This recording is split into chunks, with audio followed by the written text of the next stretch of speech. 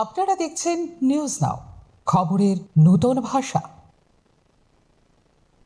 আগরতলা সংলগ্ন বজরংনগর থানার পশ্চিম নোয়াবাদী এলাকায় অভিযান চালিয়ে একটি বাড়ি থেকে উদ্ধার করা হয় প্রায় 12 লক্ষ টাকা মূল্যের নিষিদ্ধ 800 মাদক ইয়াবা ট্যাবলেট।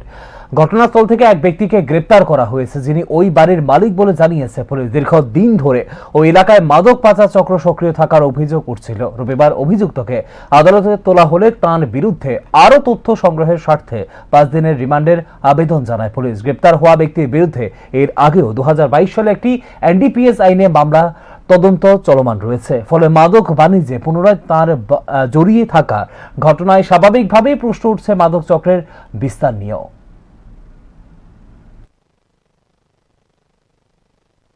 রাত্রিতে 10টার সময় আমাদের থানায় গোপন খবর আছে যে পশ্চিম নওবাদী স্থিত একটি বাড়িতে প্রচুর পরিমাণে নেশা সামগ্রী মজুদ আছে।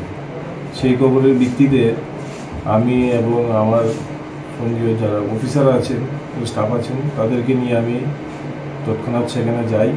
যাওয়ার পরে সেখানে আমরা ডিসিএম সাহেবকেও কল করি, ডিসিএম ইঞ্জিনিয়ার সাহেবকে। উনিও আসেন স্পটে।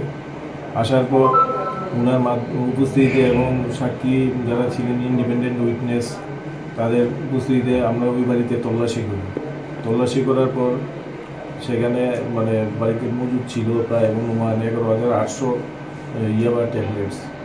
সেগুলি আমরা বাজেয়াপ্ত করি এবং ওই বাড়ির যে মালিক তাকেও আমরা গ্রেপ্তার করি।